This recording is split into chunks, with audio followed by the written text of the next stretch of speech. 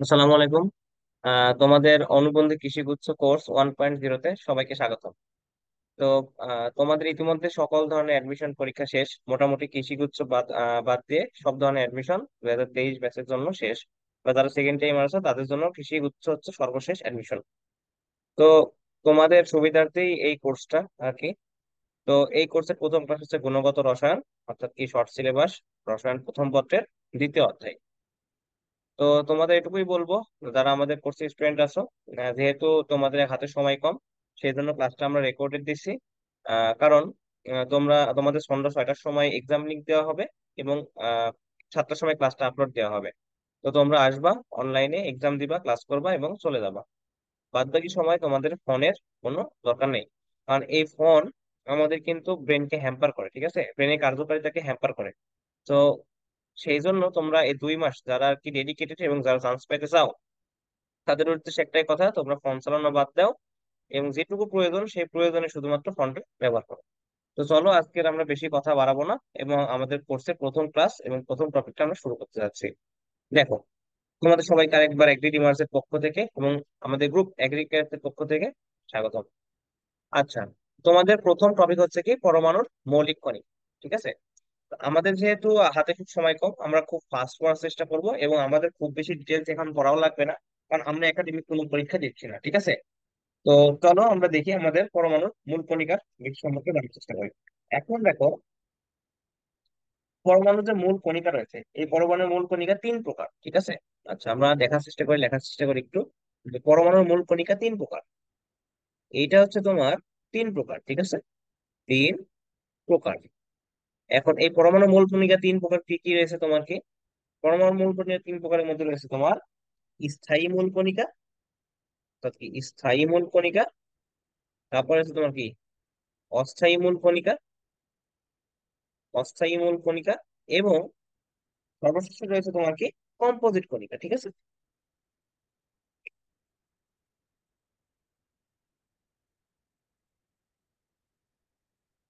আর সর্বশেষে রয়েছে তোমার কি কম্পোজিট কণিকা, কম্পোজিট কণিকা। এই তো, এখন দেখো, এই অস্থায়ী, স্থায়ী এবং কম্পোজিট এগুলোর কিন্তু তোমার ভাগ রয়েছে। এখন তোমরা জানো যে 3টা স্থায়ী কণিকা রয়েছে। 3টা স্থায়ী কণিকা কি কি রয়েছে তোমাদের? একটা হচ্ছে তোমার কি ইলেকট্রন, ইলেকট্রন। 2 নম্বরটা রয়েছে কি তোমার কি প্রোটন, প্রোটন। এবং 3 নম্বর যেটা রয়েছে সেটা হচ্ছে তোমার কি নিউট্রন। ঠিক আছে, আচ্ছা, ইলেকট্রনকে ই দ্বারা, প্রোটনকে পি দ্বারা এবং নিউট্রনকে আমরা এন দ্বারা প্রকাশ করব। এবং অস্থায়ী মূল যে কণিকা রয়েছে, অস্থায়ী মূল কণিকার মধ্যে অনেকগুলো রয়েছে, তার মধ্যে আমি কিছু নাম লিখে দিই তোমাদের। Neutrino, neutrino. তারপরে হচ্ছে তোমার অ্যান্টি নিউট্রিনো,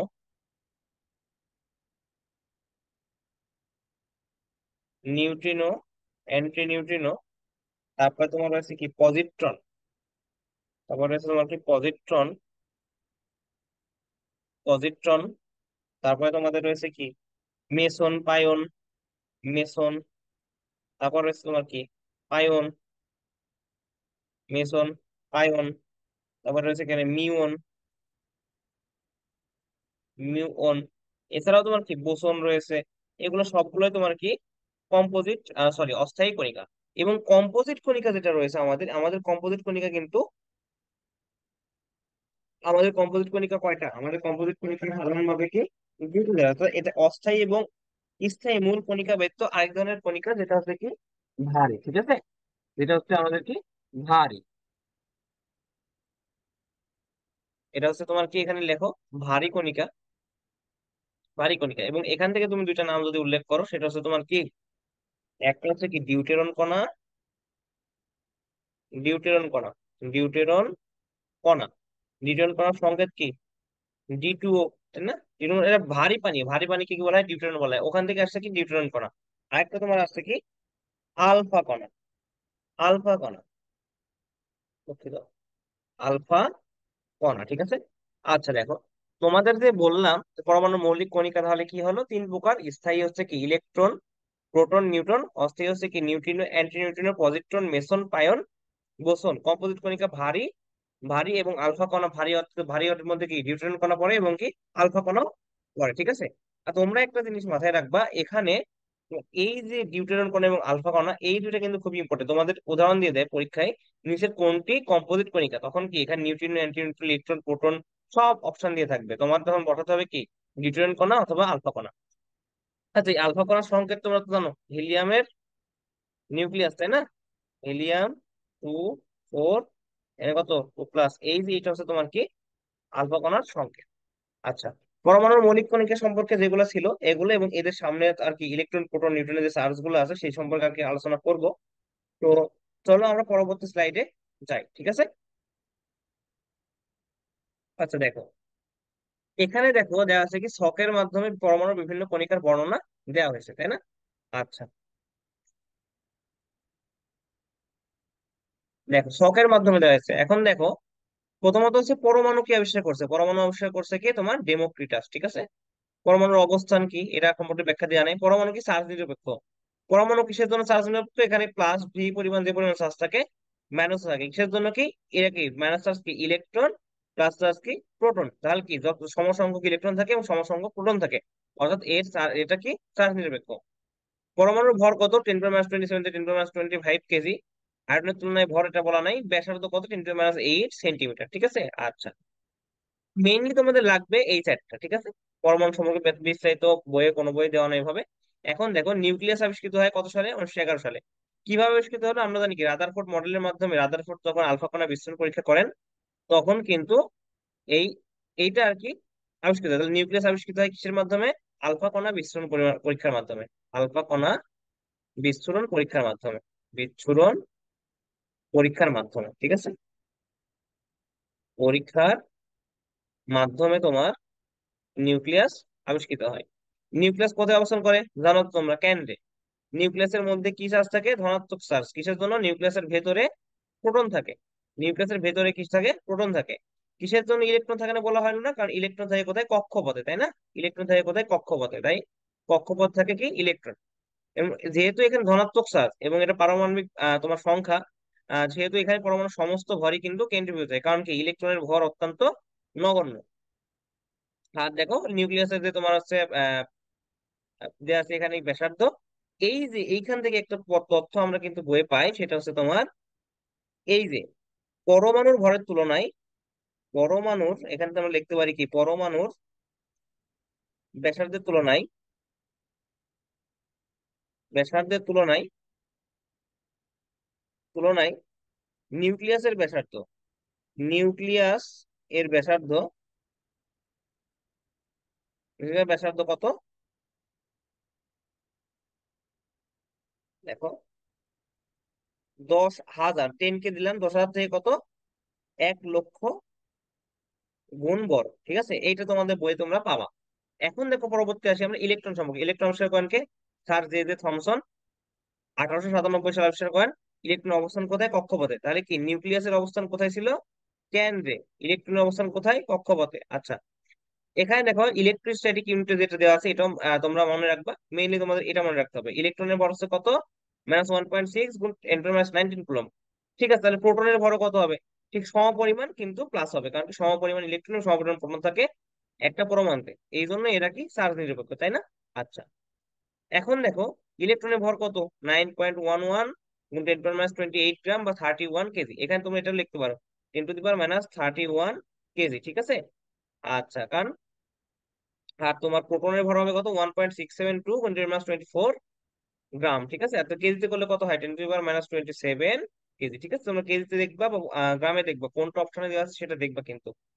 আচ্ছা, এখানে দেখো ইলেকট্রনের ভর একটি প্রোটনের ভরের তুলনায়, প্রোটনের তুলনায় এখানে তোমরা লেখো প্রোটনের তুলনায়, প্রোটনের তুলনায় কত গুণ, 1/1837 গুণ, অর্থাৎ কি একটা প্রোটনের ভর। তাহলে এখানে এখান থেকে আমরা কি তথ্য বুঝতে পারছি, যে তোমার দেখো যে প্রোটনের ভর, প্রোটনের ভর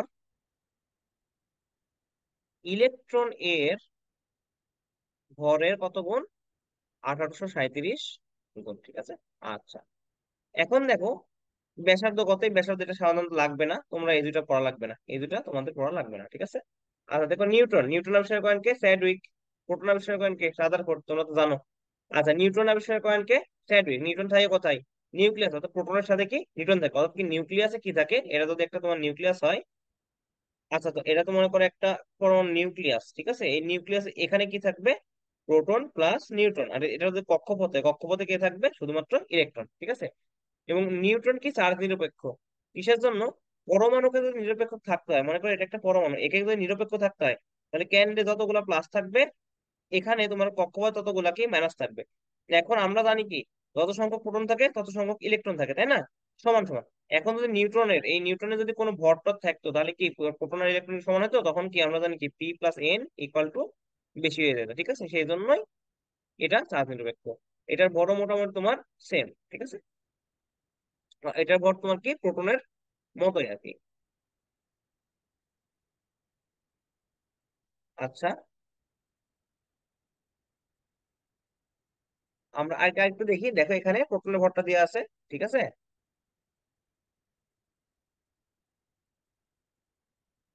দেখো এখানে প্রোটনের ভরটা দেওয়া আছে 1.67 × 10⁻²৪। আচ্ছা, এখানে তোমার একটু দেওয়া আছে কি হাইড্রোজেনের তুলনায় ভর হচ্ছে কি একটু বেশি, এটা তোমার লাগবে না, সমস্যা নাই, এটা লাগবে না।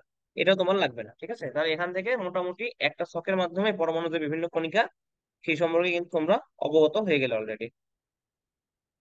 এখন দেখো পরমাণুতে উপস্থিত কয়েকটি অস্থায়ী কণিকা, আমরা কি পড়ছিলাম? অস্থায়ী কণিকা কি কি? এর পজিট্রন।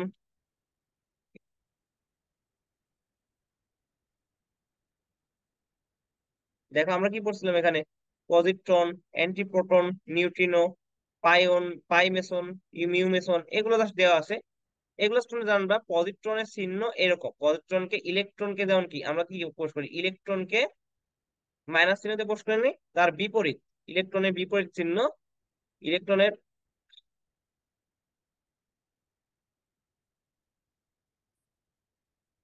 ইলেকট্রনের বিপরীত চিহ্ন তাহলে কি? ইলেকট্রনের বিপরীত হচ্ছে কি চিহ্ন? ইলেকট্রনের বিপরীত চিহ্ন হচ্ছে তোমার পজিট্রন। এই পজিট্রন, পজিট্রন, ঠিক আছে? আচ্ছা, এটা একটু মাথায় রাখবো তোমরা। আচ্ছা, এখন দেখো অ্যান্টি প্রোটন, এটার কোনো চিহ্ন এখানে দেওয়া নাই। আচ্ছা, পজিট্রন কি ইলেকট্রনের ভরের সমান, কারণ চিহ্ন কি তোমার এক, ভরও এক, জাস্ট কি ইলেকট্রন কি তোমার ছিল কি, ইলেকট্রন ছিল কি -1, আর এখানে তোমার +1, ই প্লাস দিয়ে প্রশ্ন হয়েছে। আবিষ্কারের নাম কি? হেন্ডারসন, ঠিক আছে? অ্যান্টি প্রোটন মানে কি? প্রোটন নেই, অ্যান্টি। অ্যান্টি মানে কি বিপরীত না? অ্যান্টি মানে কি বিপরীত। তাহলে প্রোটনের নেই, বাট প্রোটনের বিপরীত। প্রোটনের কি চার্জ? +1 না? তাহলে এইটা চার্জ করা হবে -1। আচ্ছা, নিউট্রিনো, নিউট্রিনো কি এরকম চিহ্ন দিয়ে প্রকাশ করা হয়? এটা তোমার খুব একটা লাগবে না, ভর ইলেকট্রন নগণ্য। Just জেনে রাখবে ফার্মি আবিষ্কৃত করে, ঠিক আছে? মেসন, মেসনের তিনটা ভাগ হয়, ঠিক আছে? মাইনাস মেসন, প্লাস মেসন এবং জিরো, শূন্য মেসন। তো পাই, পাই মাইনাস, পাই প্লাস এবং পাই শূন্য। এখানে ইলেকট্রনের ভর সাথে কত গুণ বেশি? 276 গুণ। এটা কিন্তু খুবই ইম্পর্টেন্ট, ঠিক আছে? অর্থাৎ কি এই যে পাই মাইনাসে পাই -1 +1 0, ঠিক আছে? আচ্ছা, তো ইলেকট্রনের ভরের সাথে এটার কত গুণ? 276। এখন যদি বলে পাই মেসন, যদি ইলেকট্রন বলে ইলেকট্রন পাই মেসনের ভরের কত গুণ, তখন বলবো 1/276, কারণ ইলেকট্রনের কম। আর যদি মেসন বলে তাহলে শুধুমাত্র 276। আর মিউ মেসন যদি বলে তাহলে 210 গুণ, ঠিক আছে? মিউ মেসনের দুইটা ভাগ হয়, +1 -1। দুইটাই কি আবিষ্কার কত? ইউকাওয়া, ইউকাওয়া, ঠিক আছে? আচ্ছা, এখন দেখো পরবর্তী একটা জিনিস লেখা আছে, ইলেকট্রন, প্রোটন ও নিউট্রনের আপেক্ষিক ভর ও চার্জ যথাক্রমে। এটা জাস্ট মনে রাখবা, আপেক্ষিক ভর, এই যে ইলেকট্রন, প্রোটন, নিউট্রনের আপেক্ষিক ভর, আমরা এটা বললাম কি প্রকৃত, তাই না? এখন আপেক্ষিক ভর ও চার্জ যেটা কম, সেটা হচ্ছে তোমার এএমইউ এককে, সেটা হচ্ছে তোমার কি 0.0054, এটা হচ্ছে ইলেকট্রন। 1.0075, এখানে 76 দিবা তোমরা, এটা হচ্ছে তোমার কি প্রোটন। আর এটা হচ্ছে তোমার কি 1.0089, এটা হচ্ছে তোমার কি নিউট্রন, ঠিক আছে? এখান থেকে কিন্তু আমরা প্যাকিং ভগ্নাংশ বা প্যাকিং ত্রুটি নির্ণয় করতে পারি, যেটা আমাদের আপাতত নাই। বাট তোমরা চাইলে পরবর্তীতে আমি পড়াই দিতে পারবো। এটা তোমাদের আপাতত আসবে না পরীক্ষাতে, প্যাকিং ভগ্নাংশ বা প্যাকিং যে ত্রুটি বলা হয় সেটা, ঠিক আছে? আচ্ছা, এখান থেকে কিন্তু তোমার মানে এই যে তোমার এখানে যেটা দেয়া আছে, যে আপেক্ষিক ভর, এগুলা থেকে কিন্তু তোমার কি প্যাকিং ভগ্নাংশের মাধ্যমে কিন্তু তোমাদের কোন একটা মৌলের তোমার কি পারমাণবিক, আপেক্ষিক পারমাণবিক ভর নির্ণয় করা যায়। যদি তোমরা একটু লক্ষ্য করে দিলে, আমি যদি তোমাদের একটু দেখাই, মোটামুটি মনে করো একটা জিনিস তোমাদের দেখানোর চেষ্টা করি আমি, হ্যাঁ? দেখো, আমরা কি জানি? হিলিয়াম কত জানি? 2 স্যার, তাই না? আচ্ছা, এটার পারমাণবিক ভর কত মনে করো? আমরা সামনে একটা জিনিস জানবো, প্যাকিং ভগ্নাংশ বা ভর ত্রুটি বলতে বোঝায় পরমাণুর প্রোটন ও নিউট্রনের মোট ভর, পরমাণুর প্রোটন এবং নিউট্রনের মোট ভর ও পরমাণুর প্রকৃত আপেক্ষিক পারমাণবিক ভরের পার্থক্য, ঠিক আছে। আচ্ছা, তাহলে দেখো হিলিয়ামের পারমাণবিক ভর কি, হিলিয়ামে কি কি আছে, দেখো হিলিয়ামে কি আছে আমরা কেন জানি, দুইটা প্রোটন আছে, আর এখানে কত 4 - 2 করলে কত হয়, দুইটা নিউট্রন আছে। তাহলে দুইটা প্রোটন প্লাস দুইটা নিউট্রন। এখন মনে করো তাহলে দুই গুণ, এখন প্রোটনের আপেক্ষিক ভর কত, প্রোটনের আপেক্ষিক ভর আমরা দেখলাম কত 0.0054, তাই না, সরি 1.0076, তাহলে 2 গুণ 1.0076 যোগ 2 গুণ নিউটনের কত 1.0089, 1.0089,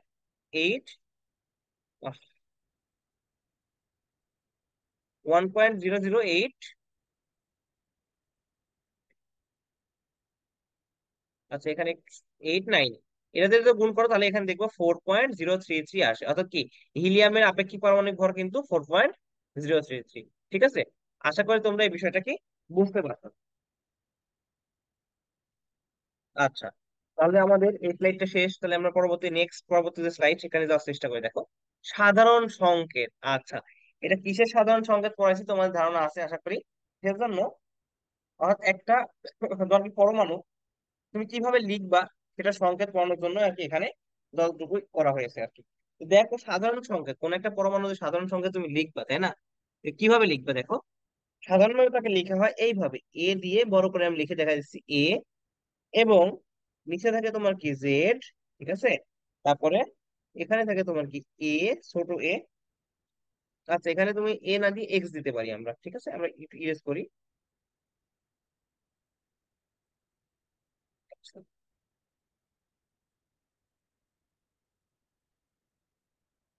আমরা ইরেজ করছি যেহেতু, দেখো তাহলে আমরা কি এক্স দিলাম, হ্যাঁ এক্স দিয়ে আমি, অর্থাৎ এক্স মানে কি, কোনো একটা অজ্ঞাত কোন একটা জিনিস তার নাম হচ্ছে তোমার এক্স, এটা পরমাণু।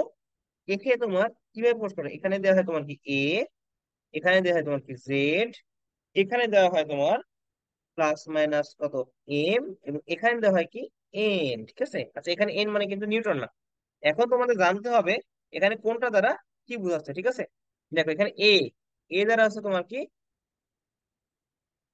এ দ্বারা বোঝায় তোমার ভর সংখ্যা, ভর সংখ্যা, ঠিক আছে, ভর সংখ্যা অবলিক কি নিউক্লিয়ন সংখ্যা। আমরা কিন্তু ভর সংখ্যাকে নিউক্লিয়ন সংখ্যাও বলি, ঠিক আছে, নিউক্লিয়ন সংখ্যা, ঠিক আছে, ভর সংখ্যা বা নিউক্লিয়ন সংখ্যা। জেড, জেড দ্বারা কি এখানে কি থাকে তোমরা জানো কি, জেড দ্বারা হচ্ছে মোলের পারমাণবিক সংখ্যা, পারমাণবিক সংখ্যা, পারমাণবিক সংখ্যা কি বলা হয়, প্রোটন সংখ্যা না, মানে এখানে বলা হচ্ছে কি প্রোটন সংখ্যা, পারমাণবিক সংখ্যা বা কি প্রোটন সংখ্যা। আচ্ছা এখানে কি তোমরা জানো যে আয়ন দেওয়া হয়, তাই না, তাহলে এটা কি হচ্ছে তোমার কি ধনাত্মক আয়ন বা ঋণাত্মক আয়ন, তাই না। অর্থাৎ এখানে ধনাত্মক বা ঋণাত্মক নাই, আমরা সরাসরি বলতে পারি আমরা চার্জ, ঠিক আছে।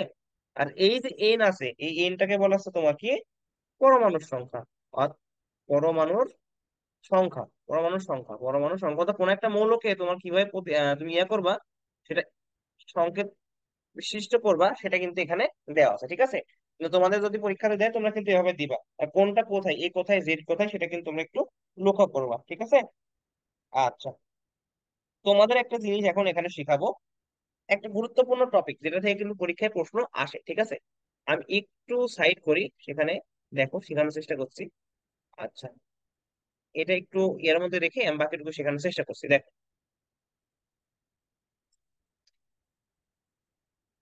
তো দেখো, যদি তোমাদের এরকম বলে, ঠিক আছে, আমরা জানি কি ফসফরাস, ফসফরাস কিভাবে থাকে আমরা কি জানি, ফসফরাস বাদ দাও তোমরা থেকে সালফার হিসেবে, সালফার হিসাব করো, আচ্ছা তোমরা এখানে বাদ দাও, সালফার হিসাব করো, সালফার কিভাবে থাকে আমরা জানি এইরকম S8 রূপে থাকে, তাই না, সালফার। এখন সালফারের আমরা জানি কি প্রোটন সংখ্যা কত 16টা, অর্থাৎ পারমাণবিক সংখ্যা 16 এবং তার ভর সংখ্যা হচ্ছে কত 32, তাই না। এখন তোমাদের যদি প্রশ্ন করা হয় সালফার এর এই S8 যে দেয়া আছে, এই সালফার এর 20টি অনুর, 20টি অনুর, সালফারের 20টি অনুর নিউট্রন সংখ্যা কত, নিউট্রন সংখ্যা কত, সালফারের 20টি নিউট্রন সংখ্যা, তাহলে তুমি কিভাবে কি উত্তর দিবা? তো চলো আমরা উত্তরটা দেখার চেষ্টা করি, ঠিক আছে?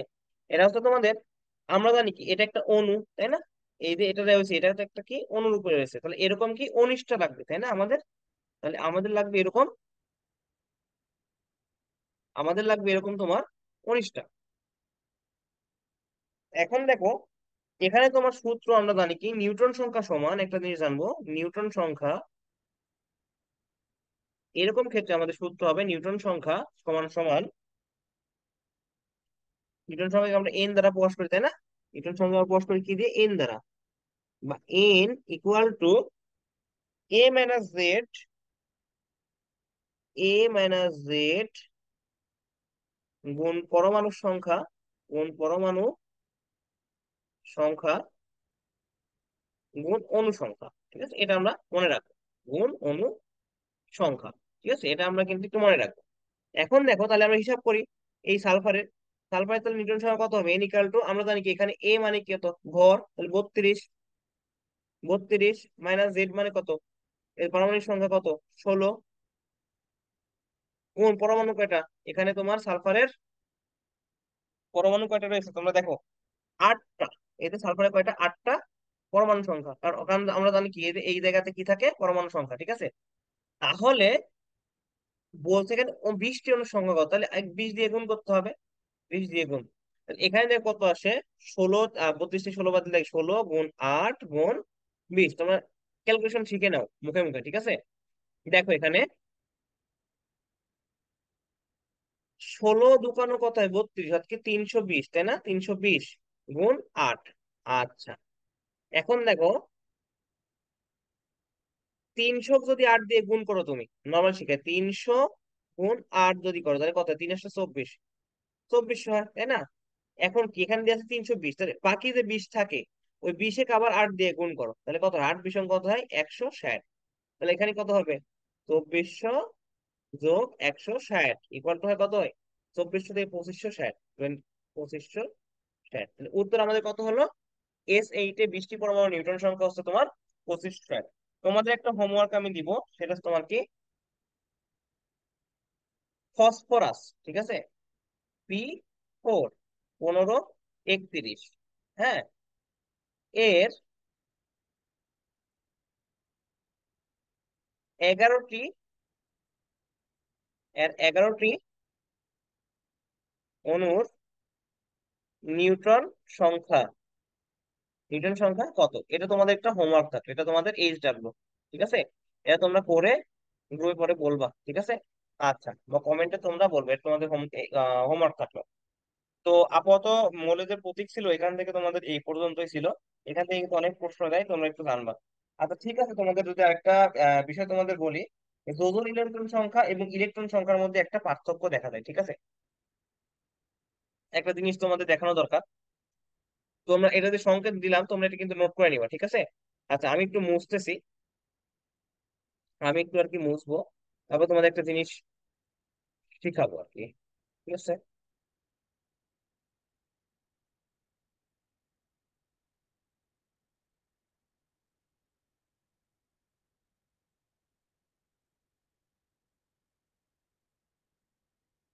আচ্ছা, আচ্ছা, এটা থাক আপাতত, আমি তোমাদের জাস্ট একটা জিনিসটা দেখাই একটু।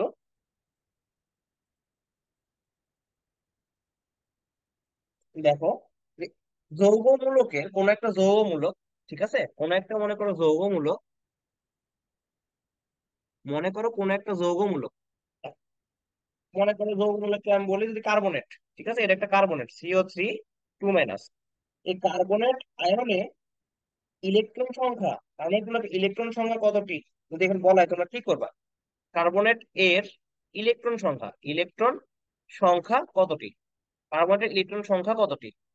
এখানে তোমরা কিভাবে কি করবে দেখো, আমরা কি জানি, কার্বনের এখানে কি কি হবে, কার্বনের ইলেকট্রন সংখ্যা যোগ কি 3টা অক্সিজেনের ইলেকট্রন সংখ্যা যোগ, আমরা কি জানি এখানে মানে কি উপরে -চিহ্ন থাকলে সরাসরি মূলকের সাথে কত, 2টি ইলেকট্রন যোগ হয়, তাই না? তাহলে দেখো কার্বনের ইলেকট্রন সংখ্যা কত, 12।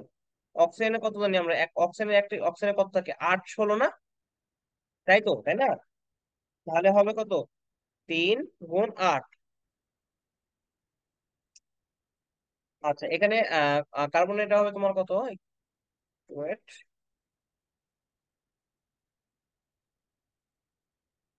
কার্বন হচ্ছে তোমার কি ইলেকট্রন সংখ্যা 6টা, অক্সিজেন 8টা, কিন্তু অক্সিজেন আছে 3টা, তাহলে 3 আসতে কত হচ্ছে এখানে 24টা, তাই না? আর এখানে তো কত ছিল তোমার 2টা।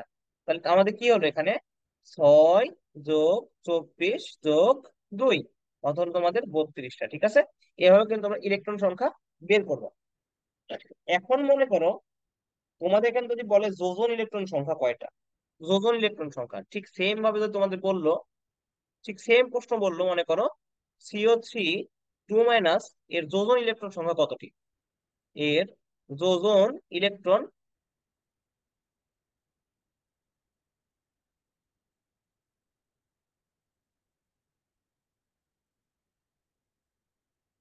আচ্ছা, আচ্ছা, এর যোজন ইলেকট্রন কতটি, যোজন ইলেকট্রন কতটি, এটা যদি তোমাদের বলে তাহলে তোমরা এখানে তোমরা কি বলবা?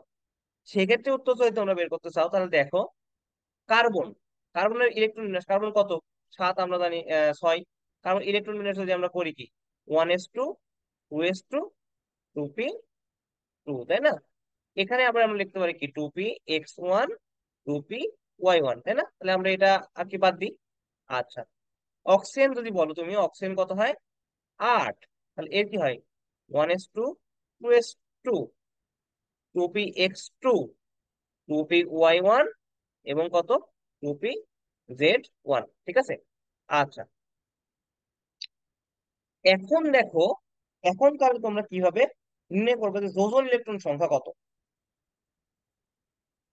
যোজন ইলেকট্রন সংখ্যা তোমরা তাহলে এখন কি কত নির্ণয় করবা? এখন দেখো, শেষ কক্ষপথে যে ইলেকট্রন থাকবে, দেখো কার্বনের শেষ কক্ষপথে কয়টা ইলেকট্রন রয়েছে তোমার, কার্বনের শেষ কক্ষপথে রয়েছে তোমার এই যে 2s2 2p x1 2p1, অর্থাৎ কি 4টা, তাই না? আচ্ছা, অক্সিজেনের শেষ কক্ষপথে কত রয়েছে 2s2 2p x2, এখানে রয়েছে তোমার কত 6টা, তাই না?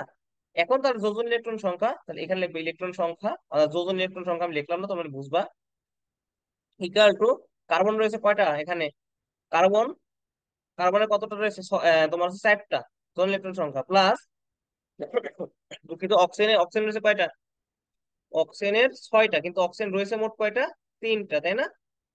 আচ্ছা, 3টা যোগ এখানে 2, কারণ কি 2 আছে, তাহলে এখানে কত হচ্ছে 4 যোগ 18 যোগ 2, তাহলে 22 24। তাহলে এখানে কি, এটা হলো কি তোমার যোজন ইলেকট্রন সংখ্যা, আর এটা যদি বলে শুধু ইলেকট্রন সংখ্যা, শুধু ইলেকট্রন সংখ্যা, এই তোমরা একটু পার্থক্য করো। যোজন ইলেকট্রন মানে শেষ কক্ষপথে যে কয়টা ইলেকট্রন থাকবে সেইটা, আর এখানে 2 কিসের জন্য যোগ হলো, কিসের জন্য, আমরা জানি কি এই যে 2, এটা শেষ কক্ষপথে এসেই কিন্তু যুক্ত হবে, তাই না, যুক্ত হয়েছে আর কি। তো এইভাবে কিন্তু তোমরা চাইলে যোজন ইলেকট্রন সংখ্যা, নিউট্রন সংখ্যা এবং শুধু ইলেকট্রন সংখ্যা বের করতে পারবে। এখান থেকে কিন্তু তোমাদের প্রশ্ন পরীক্ষায় দেয়। আমি যেগুলো এগুলো লিখছি, যেগুলো তোমাদের আর কি ছবি দেওয়া আছে, সেগুলো তোমরা না লিখতে হবে, কিন্তু যেগুলো আমি লিখছি যেগুলো তোমরা অবশ্যই নোট করবা, ঠিক আছে? এবং নোট করে তোমরা গ্রুপে কি জমা দিবা। তো চলো পরবর্তী দেখি, পরমাণুর সংখ্যা নির্ণয় করা। পরমাণুর সংখ্যা নির্ণয় করা কিন্তু আমরা অলরেডি কিন্তু শিখেই গেছি। আমরা তো কি পরমাণুর সংখ্যা নির্ণয় করা অলরেডি শিখে গেছি, ঠিক আছে? এটা আমাদের আর কি লাগবে না। আচ্ছা, এটা আপাতত আমাদের কি লাগছে না, পরমাণুর সংখ্যা নির্ণয় কিন্তু আমরা অলরেডি করে ফেলছি, ঠিক আছে? আচ্ছা, তো চলো পরবর্তী স্লাইডে আমরা দেখি কি দেওয়া আছে। আইসো সম্পর্কিত, আইসো সম্পর্কিত যে তথ্যগুলো রয়েছে কি কি থাকে, আইসো সম্পর্কিত থাকে আইসোটপ, আইসোবার, আইসোটোন। এখানে দেখো আইসো ইলেকট্রনিক রয়েছে। আরেকটা তোমার থেকে আইসো ডায়াফার বা আইসো স্টার, ওটা লাগবে না তোমাদের। তারপরে তোমরা যদি মনে করো যে পড়বা, তাহলে কিন্তু আমি তোমাদের বাকিটুকু পড়াই দিব আর কি, ঠিক আছে? চলো আইসোটোপ থেকে শুরু করি। আচ্ছা দেখো, এখানে দেখো বলা আছে কি আইসোটোপ, তাই না? প্রথম কথা, আইসোটোপ আবিষ্কার করেন কি বিজ্ঞানী অ্যাস্টন, 1919 সালে। এটা তোমরা জাস্ট মনে রাখবা। দেখো আইসোটোপ, আইসোটোপের শেষে কি আছে আইসোটোপ, পতে কি হয় তোমার প্রোটন, ঠিক আছে, পতে প্রোটন, ঠিক আছে। অর্থাৎ আইসোটোপের প্রোটন সংখ্যা বা পারমাণবিক সংখ্যা, এই প্রোটন সংখ্যা পারমাণবিক সংখ্যা একই হবে। তারপর তো আইসো বার, বার আর ভর কিছুটা একই রকম না, বার ভর, তাই এদের তোমার কি ভর সংখ্যা একই হবে। আইসোটোন, লাস্টে কত দন্ত ন আছে না, দন্ত নতে কি হয় নিউট্রন, নিউট্রন, অর্থাৎ এদের কি তোমার নিউট্রন সংখ্যা একই হবে। মেইনলি এই তিনটা জিনিস জানলেই দেয়, কোনটা একই হবে সেটাই দেয়, ঠিক আছে। অন্য কিছু সম্ভবত তোমার খুবই কম দেয়। তাহলে এর যদি দেখো, প্রথমটা দেখো, আইসোটোপে যদি প্রোটন সংখ্যা এক হয় তাহলে কি ভর সংখ্যা অবশ্যই ভিন্ন হবে। আচ্ছা, আইসো বারে যদি ভর সংখ্যা একই হয় তাহলে প্রোটন প্লাস নিউট্রন দুইটাই তো ভিন্ন হবে, নাহলে তো মিলবে না, তাই না? কারণ ভর কিভাবে মিলতে হয়, প্রোটন প্রোটন দ্বারাই তো, প্রোটন প্লাস নিউট্রন মানে তো ভর হয়, তাই না? আর আইসোটোপের নিউট্রন যদি তোমার একই হয় তাহলে কি দুইটাই ভিন্ন হবে। Just তোমরা এইটা মনে রাখবে যে ভিন্ন হবে কোনটা, এইটা, ঠিক আছে। আর একই কোনটা, আইসোটপ প্লাসে প আছে প্রোটন, আইসো বার, বার একটা কি ভরের সাথে সম্পর্কিত, বার ভর, বার ভর একই রকম শুনতে। আইসোট্রন, নিউট্রন, নিউট্রনের দন্তন ন আছে তাই নিউট্রন, নিউট্রন সংখ্যা একই হবে, কোনটা একই হবে জাস্ট এটা মনে রাখবা। আর আইসোটোপ কি, আমরা কি আইসোটোপ জানি কি, নাইট্রোজেনের কি দুইটা একটা আইসোটোপ আছে, বা কি কার্বনের কি দুইটা আইসোটোপ আছে, অর্থাৎ কি কার্বন কে, এর কার্বন 12 আর এটা কি কার্বন 13 থাকতে পারে, তো কি এরা একই মৌলের পরমাণু, অর্থাৎ দুইটাই কার্বন। আর আইসো 12 কি তোমার ভিন্ন মৌলের পরমাণু, এটা ভিন্ন মৌলের পরমাণু, অর্থাৎ কি আইসোটোপ মনে রাখলে বাকিগুলা কি হবে। দেখো এখানে যেটা বলছে এইটা ইম্পর্টেন্ট, সোডিয়াম এবং অর্থাৎ কি এখানে গোল্ড বলছে, গোল্ড ব্যতীত প্রকৃতিতে কোনো মৌলের একাধিক আইসোটোপ রয়েছে, অর্থাৎ এই দুইটারই কি শুধুমাত্র কি একটি আইসোটোপ রয়েছে, ঠিক আছে। একটা হচ্ছে কি সোডিয়াম 1123, আর একটা হচ্ছে ইউ অর্থাৎ কি গোল্ড 79, কত সেটা আমার মনে নেই, সম্ভবত 200 সামথিং। আচ্ছা দেখো, আইসোটোপ হচ্ছে কি একই মৌলের পরমাণু, হ্যাঁ আমরা জানি, উপরে দেখলাম, কারণ কি আমরা জানি কি কার্বন 12, কার্বন 13, অক্সিজেন 16, 17, 18 সবগুলোতে অক্সিজেনই। সর্বমোট আইসোটোপের সংখ্যা কত, 13টি, ঠিক আছে। আচ্ছা দেখো, আর তারপরে দেখো আইসোটোপের ব্যবহার গুলো দিচ্ছে, আমাদের প্রযুক্তির বিভিন্ন শাখায় আইসোটোপের ব্যবহার রয়েছে। দেখো আইসোটোপের কোনটা কিভাবে ব্যবহৃত হয়েছে এই জিনিসটা তোমরা একটু দেখবা, ঠিক আছে, এটা কিন্তু ইম্পর্টেন্ট। দেখো আমি এখানে দেখানোর চেষ্টা করি তোমার।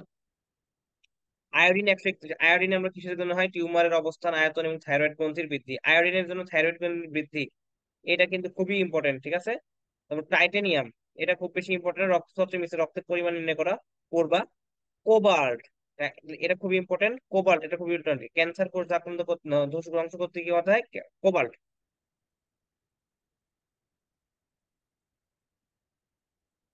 কোবাল্ট।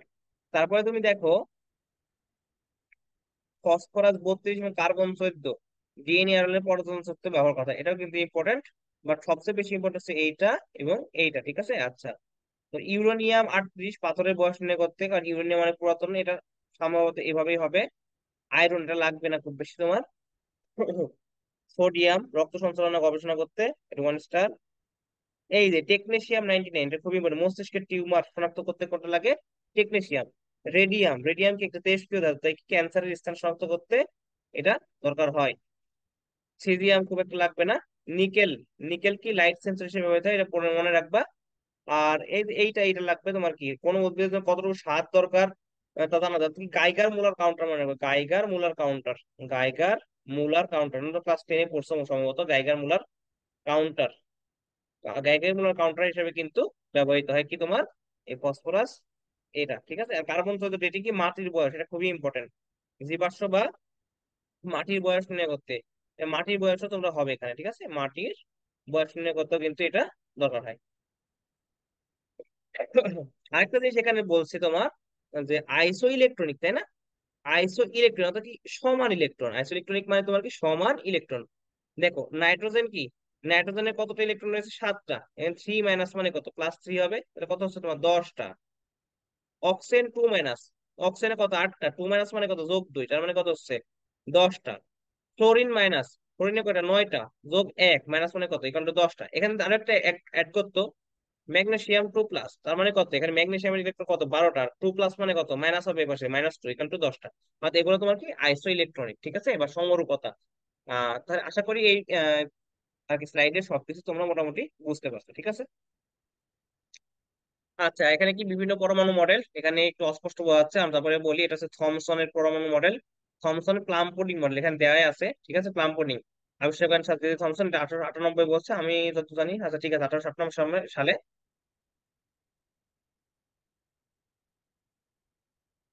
দেখো তারপরে এখানে তোমার কি এই মডেলের অপর নাম কি কি আছে, কিসমিস পুডিং একটা, প্লাম পুডিং মডেল, এই দুইটার নাম তোমরা মনে রাখবা তাহলে। থমসনের পরমাণু মডেল দুইটার নাম কি, কিসমিস পুডিং পুডিং বা plum pudding. Rutherford model, Rutherford কত সালে দেয়, 1911 সালে। এখান থেকে কি আবিষ্কৃত হয়, আমরা জানি কি এখান থেকে কি আমরা নিউক্লিয়াসের অস্তিত্ব আবিষ্কার করি, ঠিক আছে। আচ্ছা, এটা কি স্বর্ণপাতের উপর আলফা কণা বিক্ষেপণ পরীক্ষা করে হয়, এটা সম্পর্কে আমরা পরবর্তীতে পড়তেছি। তা বোর পরমাণু মডেল, তাই না, নিলস বোর দেন। তো মনে রাখবা নিলস বোর কিন্তু রাদারফোর্ডের ল্যাবরেটরি একটা কি আর কি কাজ মানে কাজ করতো। এটা হচ্ছে কি তত্ত্ব ভিত্তি তোমার কি প্লাঙ্কের কোয়ান্টাম তত্ত্বের উপর ভিত্তি করে এটা দেন, ঠিক আছে। এই জিনিসগুলো মনে রাখবে। এই পাশে যে তত্ত্ব ভিত্তি এটা কিন্তু খুব ইম্পর্টেন্ট। আর কে কোন মডেল সেটা ইম্পর্টেন্ট। বড় সমারফিল্ড এটা লাগবে না, বড়দের সূক্ষ্মরেখার আর কি ব্যাখ্যা তারপর তোমরা পড়ে রাখবা। আর লুই ডি ব্রোগলি এটা তো জানোই যে তরঙ্গ বলবিদ্যার মডেল দেন, এবং নাকি ইলেকট্রনের কণ ধর্ম এবং তরঙ্গ ধর্ম, এই ইলেকট্রনের দ্বৈত ধর্ম সম্পর্কে কি আসলে, কারণ কারণ তিনি বলেন কি একটা কণার একই সাথে অবস্থান এবং ভরবেগ জানা সম্ভব না, ঠিক আছে। এটা হচ্ছে কি লুই ডি ব্রোগলির তত্ত্ব। আমরা পরবর্তী এই সম্পর্কে আর কি ডিটেলস জানবো, ঠিক আছে। আচ্ছা, এই যে আলফা কণা বিশ্লেষণ পরীক্ষা এটা কি রাদারফোর্ড মডেল, আমরা এখানে লিখে নিই তোমার কি রাদারফোর্ড মডেল, ঠিক আছে। Rutherford model. দেখো এখান থেকে আমরা কি জানি, আমরা জানি কি রাদারফোর্ড মডেল কিভাবে করেন, রাদারফোর্ড কিভাবে মডেল প্রয়োগ করেন, আলফা কণা বিস্ফোরণ পরীক্ষার উপর নির্ভর করে, ঠিক আছে? আলফা কণা বিস্ফোরণ পরীক্ষা, বিস্ফোরণ পরীক্ষা। আচ্ছা, আমরা এটাকে দেখে আসছি কি আলফা কণা কিরকম কি হচ্ছে সেটা। আলফা কণা, আলফা কণাকে আমরা কিভাবে লিখি, হিলিয়াম, এরকম হিলিয়াম নিউক্লিয়াস, হিলিয়ামের দ্বিধনাত্মক নিউক্লিয়াস, ঠিক আছে, এটাকে আছে হিলিয়ামের দ্বিধনাত্মক নিউক্লিয়াস আজকে 2+। আচ্ছা, দেখো এই আলফা কণা বিশ্লেষণ পরীক্ষায় কি দরকার হয়, প্রথমত কি, প্রথমত কি আলফা কণা তো লাগবেই, আলফা কণা কি দ্বিধনাত্মক আর দুইটা প্লাস, এই যে বললাম কি 2+, ঠিক আছে। আচ্ছা, এখন মনে করো আলফা কণা দ্বিধনাত্মক পরীক্ষায় যখন তোমার একটা আর কি পরমাণুর মধ্যে দিয়ে, একটা পরমাণুর মধ্যে দিয়ে যখন এই আলফা কণাটা পাস করতেছে তখন দেখা যাচ্ছে কি পরমাণুতে কি কক্ষপথ, এই যে কক্ষপথ, কক্ষপথে কি অবশ্যই ইলেকট্রন থাকে, তাই না, কক্ষপথে এগুলো, এখানে কক্ষপথ রয়েছে, এখানে কক্ষপথ রয়েছে, এগুলোতে ইলেকট্রন আছে, তাই না। এখন দেখো ইলেকট্রনের ভর তো অনেক স্বল্প, তাই না, ইলেকট্রনের ভর কত স্বল্প, ভর অল্প। সেজন্য কি হয়েছিল, এই আলফা কণাকে ইলেকট্রনকে ভেদ করে চলে যাচ্ছিল, ঠিক আছে। আচ্ছা, তারপরে দেখো প্রায় 99%ই, দেখো প্রায় 99%ই সম্ভবত যে আলফা কণা ভেদ করে চলে যায় এবং বেঁকে যায়, বুঝছো, এগুলা কি বেঁকে যাচ্ছে, কিসের জন্য বেঁকে যাচ্ছে, বেঁকে যাচ্ছে কেন, কারণ এখানে কি ধন কেন্দ্রিক অনেক প্লাস রয়েছে, তাই না, প্লাস আয়ন, এখানে কি বিকর্ষণ করছে, এটাও প্লাস এটাও প্লাস, বিকর্ষণ করে কি বেঁকে এভাবে যাচ্ছে, ঠিক আছে। আর কিছু কিছু আলফা কণা দেখবে সরাসরি কি 180 ডিগ্রি অ্যাঙ্গেলে, 180 ডিগ্রি অ্যাঙ্গেলে যে কণাগুলো তোমার কি আর কি মানে সোজা একদম সোজাসুজি যাচ্ছে, সেটা কি তোমার বিপরীত ভাবে আবার 180 ডিগ্রি অ্যাঙ্গেলে তোমার কি ফিরে আসছে, কারণ কি এই সরাসরি এখানে মাঝখানে যে সমগ্র ধনাত্মক চার্জ কেন্দ্রীভূত, এই সামান্য +2 চার্জ এত বেশি তাদের সাথে ধক্কা খেয়ে বিপরীত দিকে আবার কি বিকশিত হয়ে ফিরে আসছে, ঠিক আছে। আচ্ছা, তাহলে এইভাবে তোমার কি যখন যেগুলা আর কি এই পরমাণুকে পাস করছে, পাস করে যে এই পাশে জিঙ্ক সালফাইডের পর্দা আবরণ যুক্ত, জিঙ্ক সালফাইডের আবরণ যুক্ত একটা পর্দা রাখা আছে, সেখানে দেখি প্রজ্বলিত করছে, তাই না। এই জিঙ্ক সালফাইডের পাতের পুরুত্ব হচ্ছে তোমার 0.00004 সেন্টিমিটার, ঠিক আছে। আচ্ছা, অর্থাৎ কি 4 × 10⁻⁵ সেন্টিমিটার হবে, ঠিক আছে। আচ্ছা, আপাতত এখান থেকে প্রমাণ হয় কি পরমাণু কেন্দ্রে অনেক ভারী এবং ধনাত্মক কিছু একটা আছে, সেটাকে নামকরণ করা হয় কি নিউক্লিয়াস, ঠিক আছে। এবং পরমাণু কক্ষপথে ইলেকট্রনগুলো ঘুরতে থাকে এবং যার ভর কি অনেক অল্প, ঠিক আছে। আর প্রায় একটা রাখবা প্রায় 20,000 এর মাঝে মাঝে একটি একটি বিপরীত দিকে, বিপরীত দিকে ফিরে আসে, বিপরীত দিকে মানে কত, 180 ডিগ্রি করে না, বিপরীত দিকে ফিরে আসে, বিপরীত দিকে কত ফিরে আসে। আচ্ছা, এই ছিল তোমার কি রাদারফোর্ডের মডেল। রাদারফোর্ড মডেল যে সিদ্ধান্ত গুলো ছিল সেগুলো তোমরা দেখে নিবা, কারণ ওইগুলা পরে ওগুলো তো রিডিং করা জাস্ট তোমাদের, এগুলা বিষয়টা আছে তোমাদের পড়া, ঠিক আছে।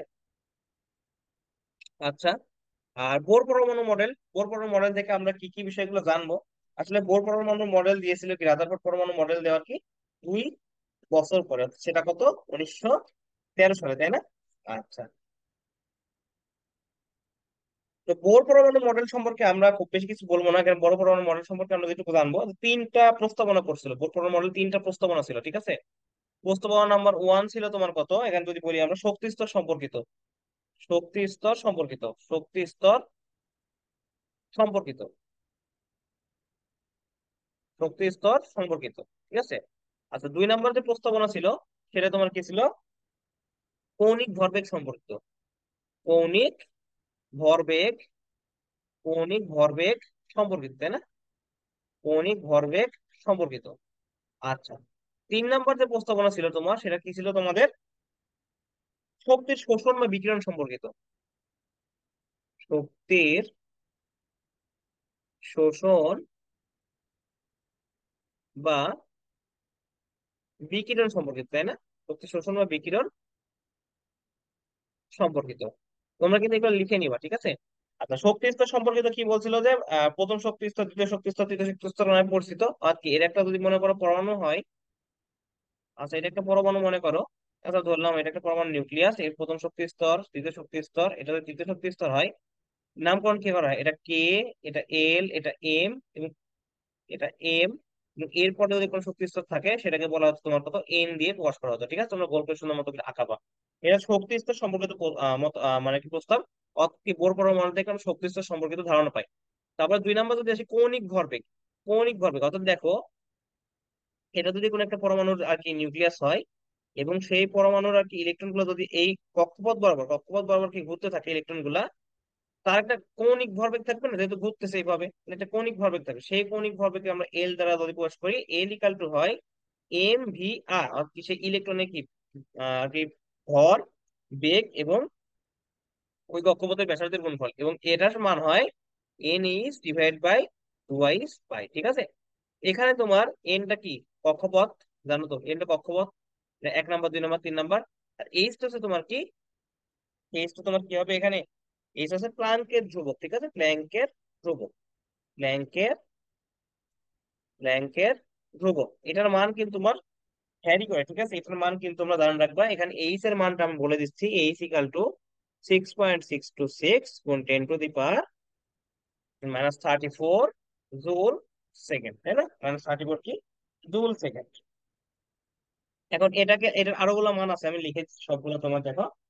বা 6.626 গুণ 10 to the power -27 erg second.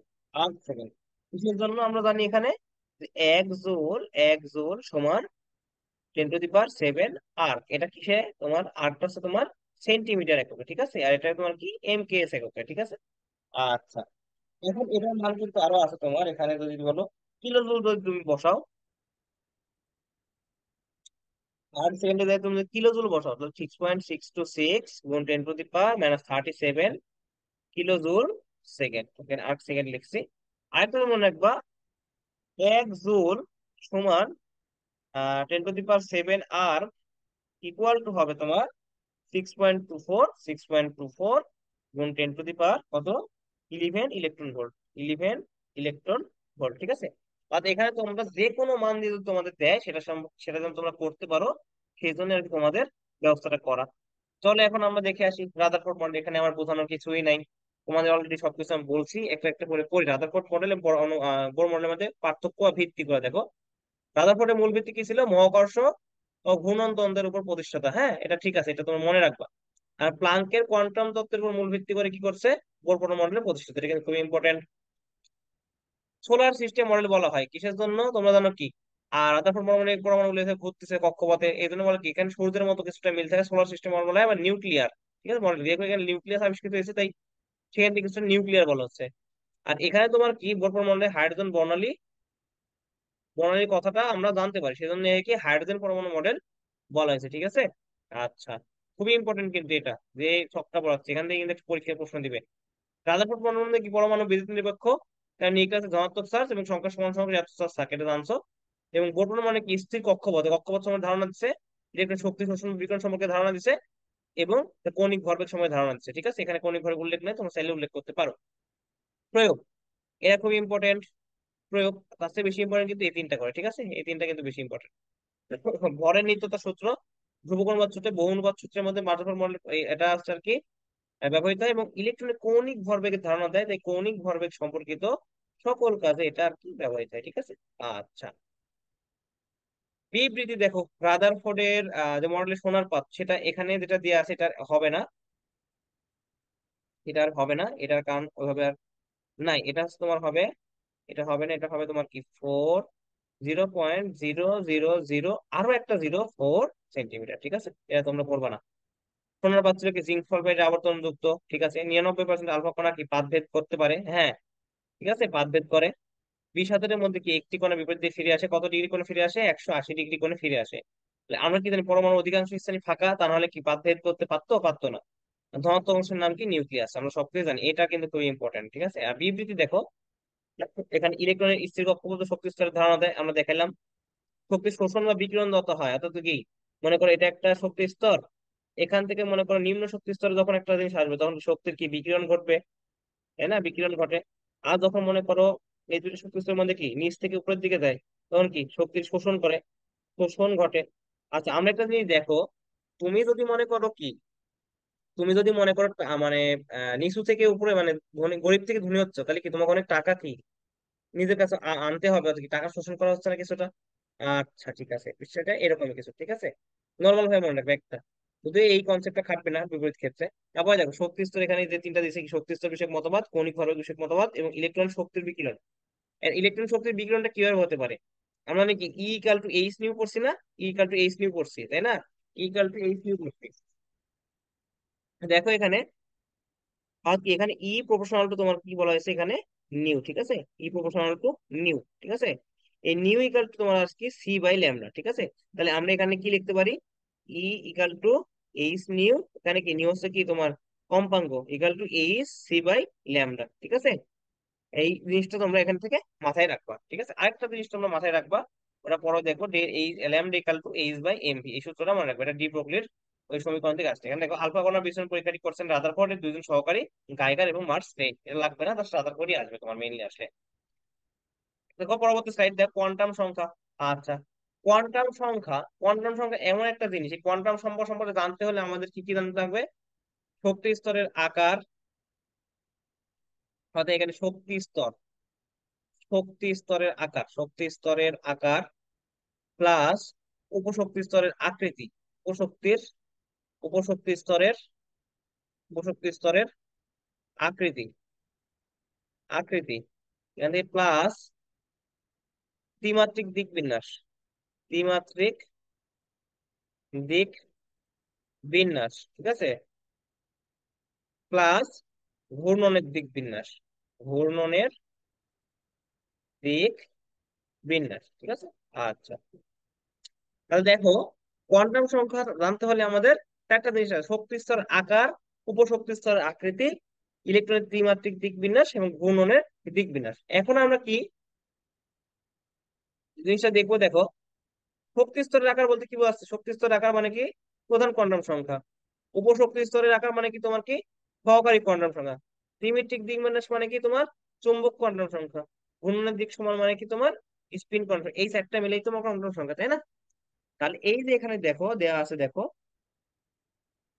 প্রধান কনস্ট্যান্ট কি দিয়ে বস করছে? এন। সহকারী বা এজিমুথাল কনডেন্সার কি বসছে? এল। ম্যাগনেটিক কে কি আছে? এম। Spin K S. ঠিক আছে, আচ্ছা, এটা কি করে? তাহলে শক্তি স্তর আকার, এটা উপশক্তি আকৃতি, এটা অরবিটাল দিক বিন্যাস, এটা ত্রিমাত্রিক হবে, ত্রিমাত্রিক দেয়নি এখানে, ঘূর্ণনের দিক বিন্যাস আবিষ্কার করেন কি? বোর। এরা করেন কি? সমারফিল্ড। এটা কিন্তু খুব ইম্পর্টেন্ট, সমারফিল্ড স্পেশালি এটাই ইম্পর্টেন্ট। জিম্যান করে। আর এটা হচ্ছে উলেন এবং গোল্ড স্মিথ, এই দুইটাই ইম্পর্টেন্ট বেশি দেয়। ঠিক আছে, এই তিনটা শেষটা দেয় না, এটা তোমাদের জানা লাগবে না। দেখো বিশেষ তথ্য, যে কোনো প্রধান শক্তি স্তরে সর্বোচ্চ ইলেকট্রন সনাক্রমণ ক্ষমতা হচ্ছে তোমার কত? 2n square. ঠিক আছে, 2n স্কোয়ার, এটা আসলে কি লাগবে। আর মনে করো তোমার প্রশ্ন দিয়ে বললো, মনে করো তোমার প্রশ্ন দিয়ে বললো, তৃতীয় কক্ষপথে ইলেকট্রন সংখ্যা কত? তৃতীয় কক্ষপথে, অর্থাৎ কি এখানে প্রধান শক্তি স্তর না, এন ইকাল টু 3, তাহলে ইলেকট্রন সংখ্যা 2n স্কোয়ার, মানে কত? 2 গুণ 3 স্কোয়ার ইকাল টু কত হয়? 18টা। ঠিক আছে, আচ্ছা, ঠিক আছে, এটা মানলাম। এরপরে দেখো কি বলছে, এল এর মান 0 হবেই, এবং n-1 কত? এল ইকাল টু হবে 0 থেকে n-1 পর্যন্ত, n-1 পর্যন্ত। ঠিক আছে, আচ্ছা, এম এর মান কত? এম এর মান প্লাস এল থেকে 0 সহ মাইনাস এল পর্যন্ত যে কোনো বস্তুতে মোট অরবিটাল সংখ্যা হচ্ছে তোমার কত? 12+1, 12+1, যে কোনো উপশক্তি স্তর। এখন তোমাকে যদি বলে, তোমার জানতে উপশক্তি স্তরটা কি? উপশক্তি স্তর বলতে শক্তি স্তরকে ভালোভাবে জানার জন্য তোমার কি যে, বিভক্তি ভাগ করা হয়, যেমন কি উপশক্তি স্তর হচ্ছে চারটা, তাই না? উপশক্তি স্তর হচ্ছে আমার চারটা, কি কি জানি দেখো, এস, পি, ডি এবং এফ, তাই না? এখন দেখো, আচ্ছা, এটা জাস্ট আমরা জানি যে কোনো উপশক্তির মোট অরবিটাল সংখ্যা 12+1, যে কোনো উপশক্তির মোট সর্বোচ্চ ইলেকট্রন ধারণ ক্ষমতা 2 × 12+1, এন এর মানের জন্য মোট অরবিটাল সংখ্যা হয় তোমার এন স্কোয়ার। এই জিনিসটা তোমার দেখছি, দেখাচ্ছি, জাস্ট একটু থামো। ইলেকট্রনের ঘূর্ণন দিক হচ্ছে প্লাস হাফ। আচ্ছা, আমরা পরবর্তী স্লাইডে একটু চলে যাই, ওইটা আমি তোমাদের একটু দেখাচ্ছি, ঠিক আছে? আচ্ছা, কোয়ান্টাম সম্পর্কিত কিছু তথ্য এবং সূত্র যেটা আমি বলতে চাচ্ছিলাম এখানে। যদি মনে করো বলে, একটা প্রশ্ন মনে করো, 1 নম্বর প্রশ্নতে বলি, হাইড্রোজেন পরমাণুর, আচ্ছা আমরা এখানে হাইড্রোজেন না দিই, আমরা এখানে তোমার হাইড্রোজেন না দিয়ে আমরা এখানে তোমার কি দিই, এখানে হাইড্রোজেন না দিয়ে আমরা কিন্তু সোডিয়াম দিই। সোডিয়াম পরমাণুর তৃতীয় কক্ষপথের, সোডিয়াম পরমাণুর তৃতীয় কক্ষপথের, সোডিয়াম পরমাণুর তৃতীয় কক্ষপথের ইলেকট্রন সংখ্যা, সংখ্যা অরবিটাল সংখ্যা,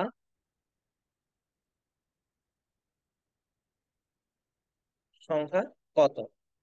এখন আমরা এখানটা কিভাবে কিভাবে সলভ করতে পারি দেখো। প্রথম সূত্র কি, আমরা যদি ইলেকট্রন সংখ্যা বের করতে চাই, ইলেকট্রন সংখ্যা কিভাবে বের করতে পারি? কক্ষপথ দিয়ে আছে এখানে কি, এখানে আমরা দেখে আছে কি এন এর মান কত, এন ইকাল টু কত দিয়ে 3, তাই না? তাহলে এখানে ইলেকট্রন সংখ্যা ইকাল টু কি জানি আমরা, 2n স্কোয়ার। যে কোনো কক্ষপথের ক্ষেত্রে 2n স্কোয়ার সূত্র, কক্ষপথের ক্ষেত্রে 2n স্কোয়ার। তাহলে 2 গুণ 3 এর উপর স্কোয়ার ইকাল টু কত হচ্ছে তোমার, 18। আচ্ছা, এখন দেখো ইলেকট্রন সংখ্যা আবার কিভাবে নির্ণয় করতে পারি, ইলেকট্রন সংখ্যা, এখানে আমরা একটু সূত্র কি করলাম, 2 × 12 + 1, তাই না? আচ্ছা, এর অরবিটাল সংখ্যা, অরবিটাল সংখ্যা সূত্র করলাম কি, অরবিটাল সংখ্যা ইকাল 2 × এখানে আছে 12 + 1 জাস্ট, ঠিক আছে? এখানে দেখো এল দেওয়া আছে, এল দিছে, এল মানে কি, উপশক্তি স্তর থেকে আমাদের জানতে হবে উপশক্তি স্তর, তাই না? আমাদের জানতে হবে হলে এখানে এখানে উপশক্তি স্তর সম্পর্কে জানতে হবে। আরেকভাবে আমরা কি দিচ্ছি এখানে, অরবিটাল সংখ্যা নির্ণয় করতে পারি, অরবিটাল সংখ্যা, সংখ্যা ইকাল টু কত, n স্কোয়ার। দেখো এখানে কিসের মান দিয়ে আছে, তৃতীয় কক্ষপথ মানে কত, এন এর মান দিয়ে আছে না? এখানে n স্কোয়ার মানে কত রয়েছে তোমার, n স্কোয়ার মানে তোমার 3 স্কোয়ার ইকাল টু 9। আমরা কি জানি, আমরা জানি কি, একটি অরবিটালে একটি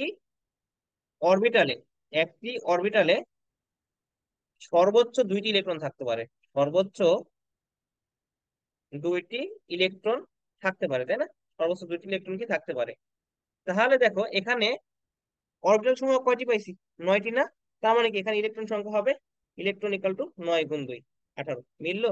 অর্থাৎ আমরা কি চাইলে দুই ভাবে বের করতে পারি সূত্র দিয়ে, ঠিক আছে? আচ্ছা, এখন দেখো ইলেকট্রন সংখ্যা এখানে এল দিয়ে কিভাবে বের করবো। পরমাণুর তৃতীয় কক্ষপথে বলছে, তাই না? এর পরমাণুর তৃতীয় কক্ষপথ মানে কি, 1s2, 2s2, 2p6, 3s1। তৃতীয় কক্ষপথ এখানে তোমার কি দিয়ে আছে দেখো, ইলেকট্রন সংখ্যা 2 × 12 + 1। আচ্ছা, এখানে উপশক্তি স্তর মেইনলি উল্লেখ করা নেই, উপশক্তি স্তর উল্লেখ করা না থাকলে এল এর মান ব্যবহার হবে না, কারণ কি এল এর মান ব্যবহৃত হতে হলে তোমাদের কি উপশক্তি স্তর অবশ্যই উল্লেখ থাকা লাগবে, ঠিক আছে? তো তোমরা জাস্ট এটা জানে রাখো। এখন তুমি মনে করো এই প্রশ্নটা একটু চেঞ্জ করে দিল, ঠিক আছে? আমি জাস্ট তোমাদের দেখাই, এই প্রশ্নটা মনে করো একটু চেঞ্জ করে দিল, মনে করো এই প্রশ্নটা একটু চেঞ্জ করলো। মনে করো নাইট্রোজেন, সোডিয়াম পরমাণু তৃতীয় কক্ষপথের, বা সোডিয়ামের জায়গা মনে করো, আচ্ছা আমরা আরেকটা করার চেষ্টা করি দেখ।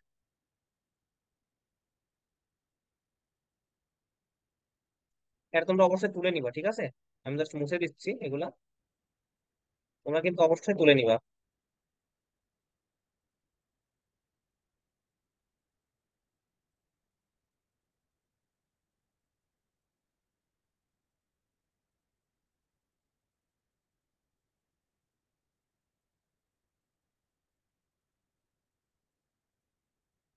আচ্ছা দেখো, এখানে জাস্ট নর্মাল যেভাবে আছে আমি একটা ম্যাথ করার চেষ্টা করি।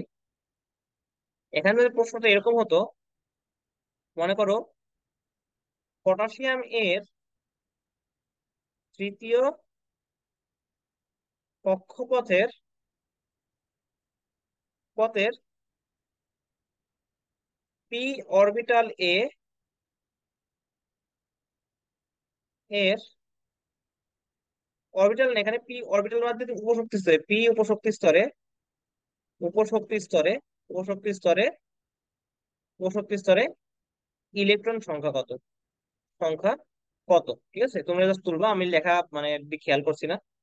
দেখো সলভটা যদি আমরা করার চেষ্টা করি, পটাশিয়ামের কি আমরা জানি পটাশিয়াম 19, তাই না?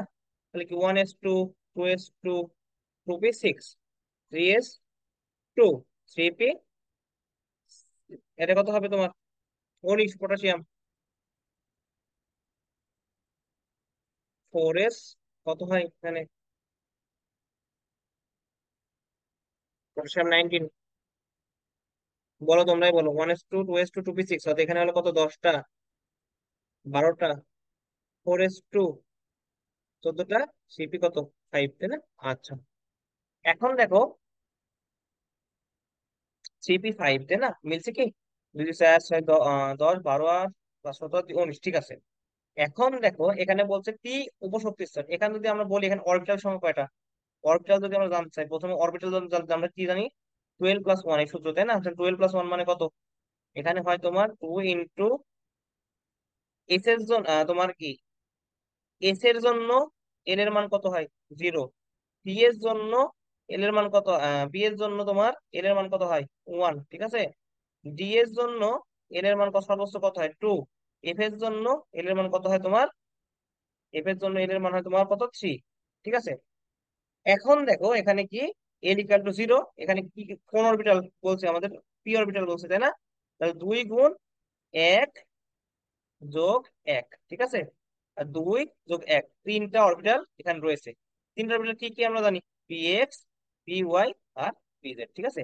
আমরা তিনটা অরবিটাল সর্বোচ্চ কয়টা ইলেকট্রন থাকতে পারে? তিনটা ইলেকট্রনের তিনটা অরবিটালে সর্বোচ্চ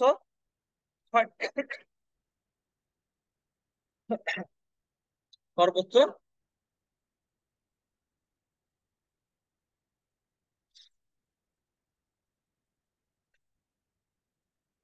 দুঃখিত।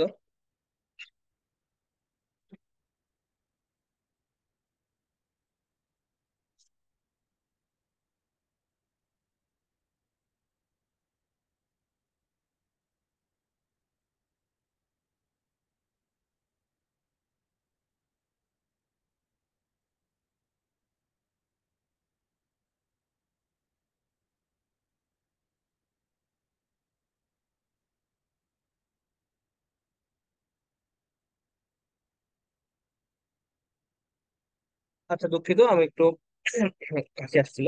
তো দেখো তোমরা এখানে পি এক্স সর্বোচ্চ 6টা ইলেকট্রন থাকতে পারে, কিন্তু এখানে তোমার কি একটা কম আছে, ঠিক আছে। আচ্ছা, তোমরা এই নিয়মগুলা জাস্ট বুঝতে পারবা। তার আগে আমি তোমাদের একটা জিনিস বুঝাই পুরোটা দিয়ে। এখান থেকে একটা জিনিস বোঝার আছে, আগে আমাদের ম্যাথটা বোঝানোর আগে আমাদের এই জিনিসটা দেখতে হবে, ঠিক আছে।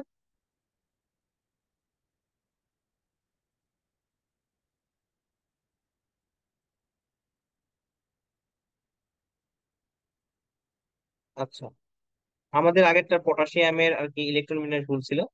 চলো আমরা আগে একটা জিনিস আগে দেখি, তারপরে আমরা আমরা আগে একটা জিনিস দেখার চেষ্টা করি। এখানে দেখো এস ইকাল টু, এটা কি উপশক্তি স্তর।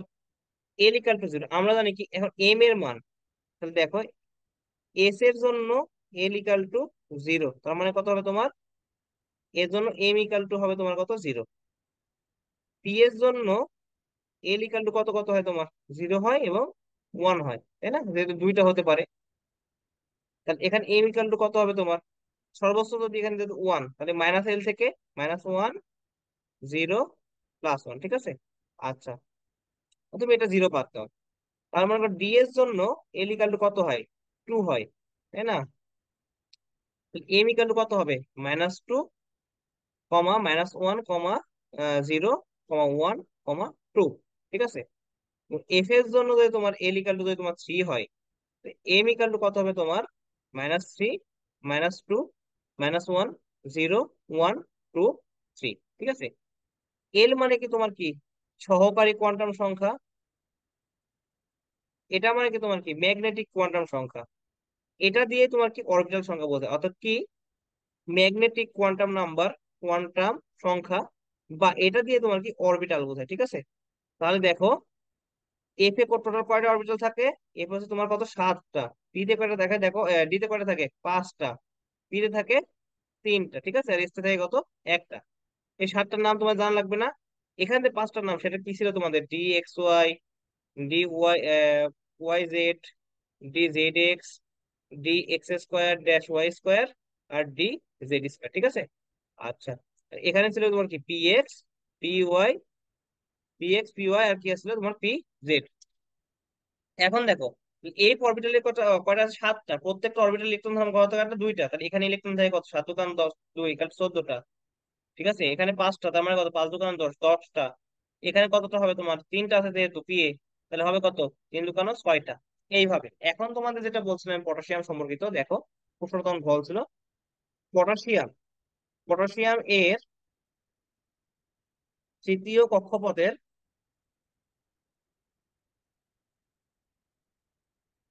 19তম ইলেকট্রন এর কোয়ান্টাম সংখ্যা সেট বের করো। কোয়ান্টাম সেট কত হবে? ঠিক আছে, প্রশ্নটা এরকম হওয়া হচ্ছিল। মানে আমরা কি জানি পটাশিয়ামের ইলেকট্রন 19 নাম্বার, তাই না?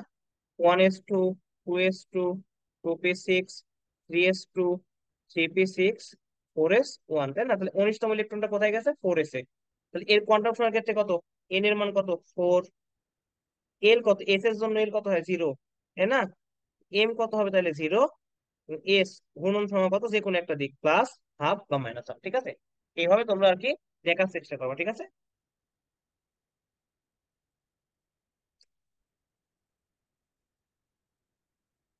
আচ্ছা, আচ্ছা দেখো, আমরা এখন আপাতত এখানে ছিলাম সম্ভবত। এরপরে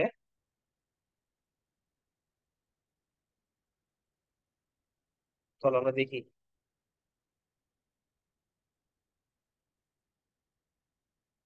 আমরা এখানে ছিলাম। এখন থেকে ইলেকট্রনিক্সের কয়েকটা নীতি, তার আগে আমাদের আরো কিছু তথ্য এখান থেকে আমাদের জানা দরকার, ঠিক আছে। এখান থেকে আমাদের আরো কিছু তথ্য জানা দরকার।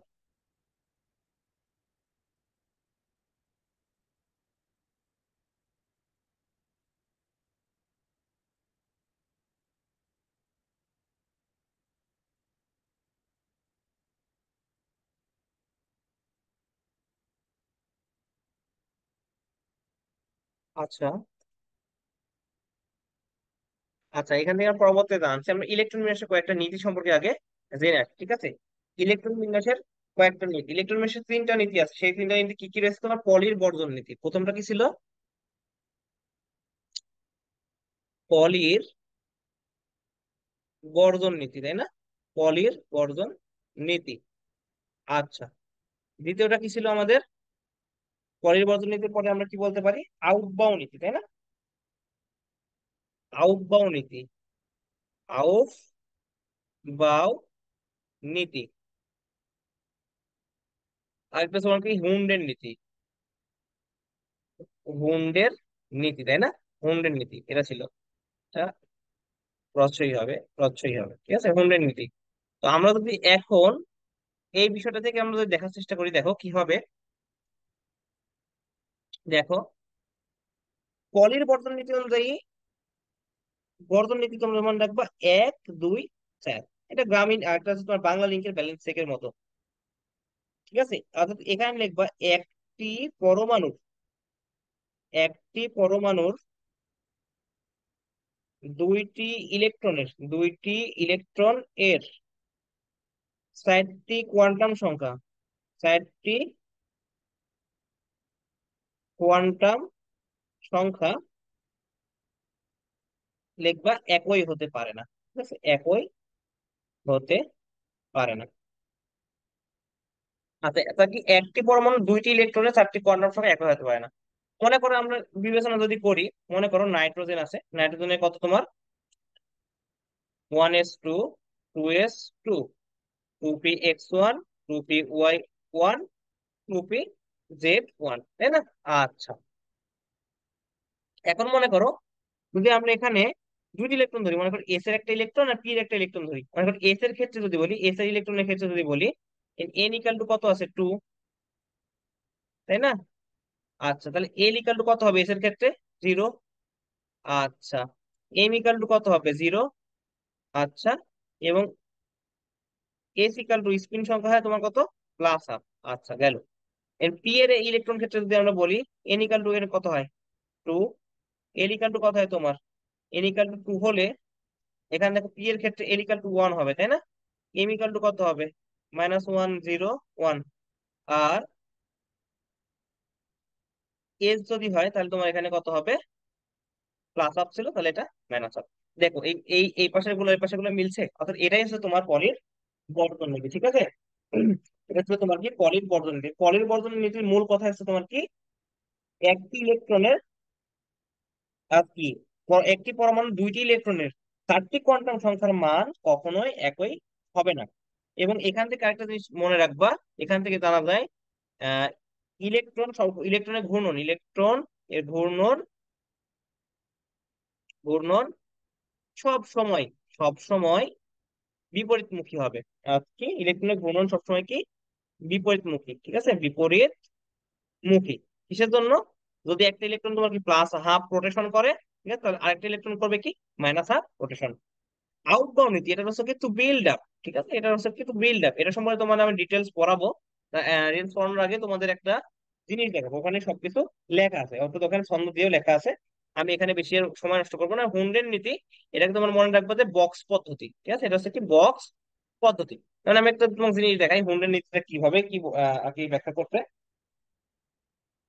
হুন্ডের নীতি হচ্ছে তোমার এরকম, মনে করো নাইট্রোজেন 7 দেখালাম না আমরা, এই ইলেকট্রন বিন্যাস কি 1s2, 2s, টু 2p3, তাই না? এখানে যদি নাইট্রোজেন 7 কে যদি আমরা উত্তেজিত করি, তাহলে কি হয় 1s2, 2s, 2s কত 2, এবং 2px1, 2py1, এবং 2p কত z1, তাই না?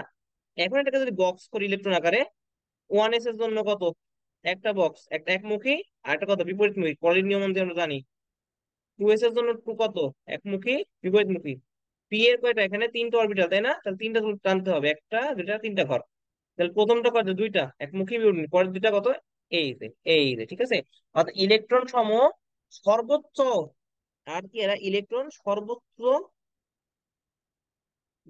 সর্বোচ্চ বিজোড় অবস্থায় থাকতে চাই, সর্বোচ্চ বিজোড় অবস্থায় থাকতে চাই। এটা হচ্ছে তোমার কি হুন্ডের নীতির, বিজোড় অবস্থায় থাকতে চাই। এই যে দেখো, প্রথমে আমরা কি দেখলাম, এই যে এখানে কি 1s2, 2s2, 2p3, এইভাবে না থেকে এরা কি পরে 2, তারপর 1, 1, এইভাবে কি সর্বোচ্চ এখানে কি দুইটা বিজোড় অবস্থা এইভাবে রয়ে গেছে, ঠিক আছে। এটা ছিল মূল কথা হুন্ডের নীতির। তো এই সংক্রান্ত তোমরা আরো পাবা। আরেকটা জিনিস তোমাদের এখানে জানা দরকার, যে কোন অরবিটাল হয় এবং কোন অরবিটাল হয় না, ঠিক আছে। কিছু ব্যতিক্রমী ইলেকট্রন দেখানো হয়েছে। এখানে আমরা জানি কি আউটবাউন্ড নীতি অনুযায়ী যে ইলেকট্রন আয় কোথায়, ইলেকট্রন n+l নিয়ম অনুযায়ী চলে, ঠিক আছে। আর কি প্রথমে কি ইলেকট্রন প্রথমে তোমার কি প্রথমে 4s এ প্রবেশ করে, তার পরবর্তীতে কি 3 তে যায়। কিসের জন্য হলো? 4s এর ক্ষেত্রে n+l এর শর্ত কত, n+l এর মান কত, তোমার n এর মান কত এখানে 4, আর s এর জন্য l এর মান কত 0 = 4। 3d এর জন্য কত এখানে 3, আর এখানে তোমার কত d এর জন্য কত 2 = কত 5। এটার শক্তি কম, তাই ইলেকট্রন আগে নিম্ন শক্তি স্তর পূর্ণ করবে, তারপর ইলেকট্রন পর্যায়ে তোমার কি উচ্চ শক্তি স্তরে যাবে, ঠিক আছে। এটা হচ্ছে তোমার কি আউটবাউন্ড নীতির মূল কথা ছিল। আচ্ছা, তো তোমরা এই ব্যতিক্রমী ইলেকট্রন কপার ইলেকট্রন বিন্যাস, আর এখানে দেখো এখানে কিসের জন্য তোমার D5 হলো, আমরা জানি কি যে 4s2, এই যে দুইটা পূর্ণ দুঃখিত,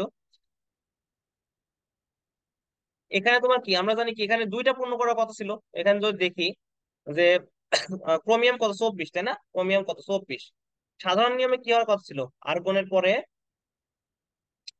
3d6, 3d, মানে এটা 3d ধরি আর এটা 4s ধরি, 4s কত দুইটা ইলেকট্রন পূর্ণ করলো, এখানে 4 হওয়ার কথা ছিল। কিন্তু আমরা কি জানি ডি তে মোট ইলেকট্রন থাকে কয়টা, 10টা। যদি ডি তে অর্ধপূর্ণ কত থাকে, 5টা থাকে, তাহলে সেটা কি বেশি সুস্থিতিশীল হয়, এর জন্য চেঞ্জ হয়। তোমরা এই ইলেকট্রন গুলো কপার, মলিবডেনাম, প্লেন্টার এগুলো দেখে রাখবে। তার মধ্যে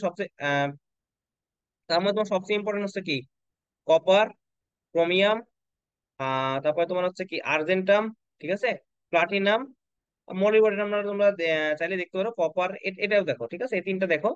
আশায় তোমার কি অরাম এটা দেখে দেখো, ঠিক আছে। আর কারণ সবচেয়ে বেশি ইম্পর্টেন্ট হচ্ছে কপার এবং ক্রোমিয়াম, ওকে।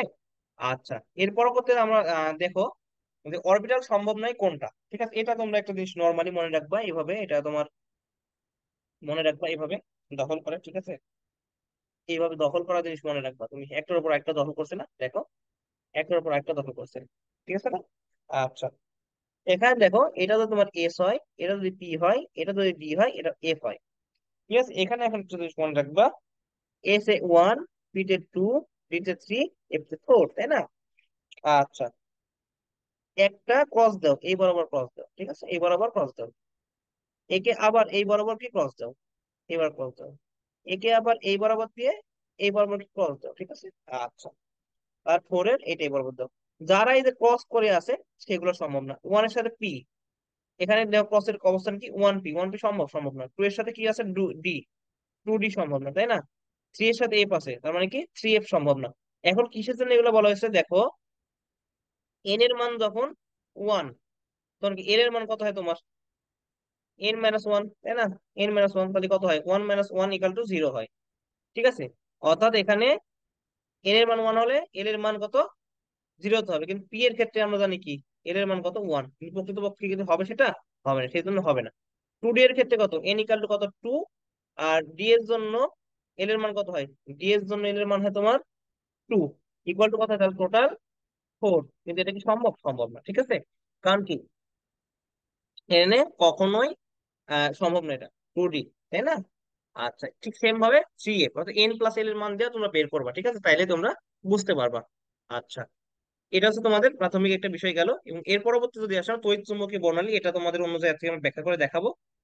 আচ্ছা, যাব্যতা সংক্রান্ত যে বিষয়গুলো তোমাদের দেওয়া হয়েছে, যে কোন নির্দিষ্ট তাপমাত্রায় নির্দিষ্ট পরিমাণ কোন তরলে যে পরিমাণ কঠিন দ্রব দ্রবীভূত হয়ে সম্পৃক্ত দ্রবণ তৈরি করে তাকে দাব্যতা বলা হয়, ঠিক আছে। তো দাব্যতা সম্পর্কে তোমাদের খুব বেশি পড়া লাগবে না, দাব্যতা জাস্ট একক পড়বা তিনটা।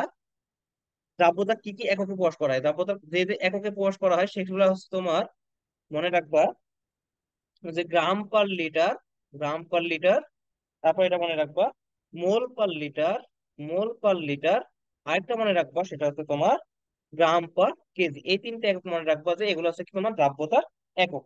আচ্ছা, দ্রাব্যতার ওপর নিয়ামকের প্রভাব যদি বলো, তোমার এটা তোমার ব্যাখ্যা করা আছে পরবর্তীতে, আর এটা আমি ব্যাখ্যা করতে যাবো না। আরেকটা সূত্র হচ্ছে কি দ্রাব্যতা নির্ণয়ের সূত্র তোমরা মনে রাখবা, দ্রাব্যতা, দ্রাব্যতা ইকাল টু কত হচ্ছে তোমার, 100 m ছোট এম ডিভাইড বাই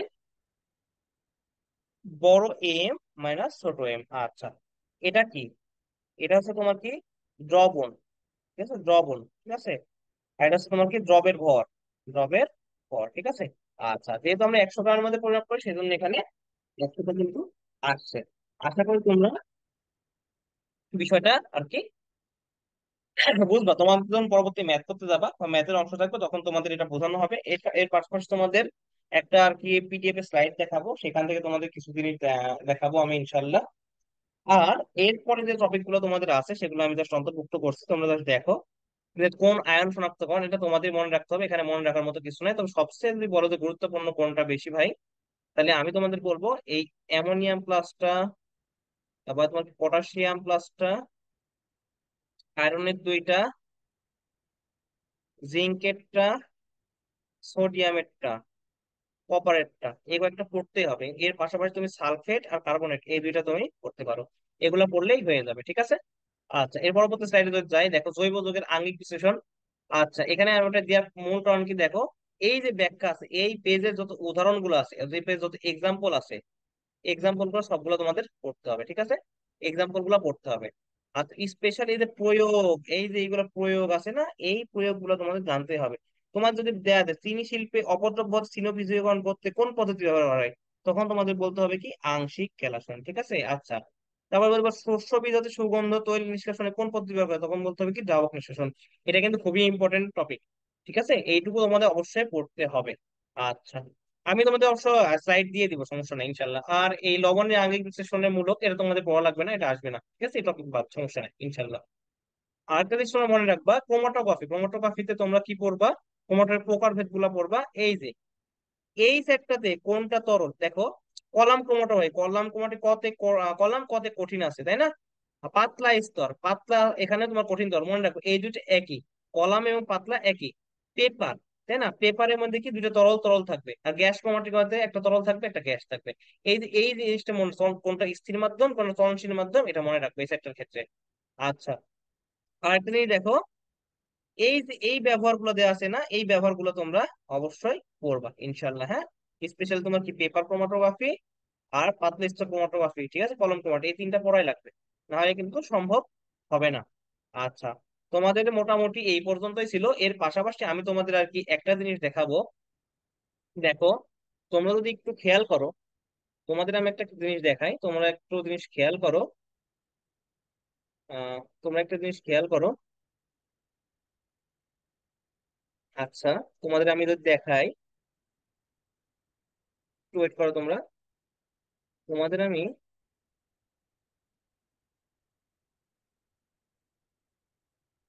দেখো, তোমাদের যা যা পড়াইছি সব কিছু এই যে দেখো এইখানে কিন্তু সব দেওয়া। তারপরে তোমাদের স্লাইডের পিডিএফ গুলা কিন্তু আমরা অবশ্যই দিয়ে দেবো, ঠিক আছে? যে স্লাইড গুলোর পিডিএফ হয়েছে সেই স্লাইড গুলোর পিডিএফ কিন্তু অবশ্যই দিয়ে দেবো। দেখো, যা যা পড়াইছি সব তথ্য কিন্তু এখানে দেওয়া আছে। এটা কিন্তু তোমাদের জন্য, এটা অন্য কোথাও বাইরে যেন প্রকাশ না হয়। কিসের জন্য? এটা আমি তোমাদের এই কোর্সেও দেওয়ার কথা ছিল না, কিন্তু এটা আমি দিচ্ছি কারণ তোমরা যেন ভালো করো, এটাই আমার চাওয়া, ঠিক আছে? আরেকটা বিষয়, এটা বাইরে প্রকাশ করলে কিন্তু যদি করো তাহলে কিন্তু আমি গ্রুপ থেকে বের করি। যদি এটা আমার বাইরে দেওয়া আছে এরকম, তো আমি একটা অধ্যায় দিব না, বাকি অধ্যায়গুলো কিন্তু যখন দিব, যদি বাইরে প্রকাশ করো তাহলে গ্রুপ থেকে বের করে দেবো। কারণ এই একটা জিনিস করতে, একটা অধ্যায় করতে মোটামুটি আমার 30 ঘন্টার মতো সময় লাগছে, ঠিক আছে?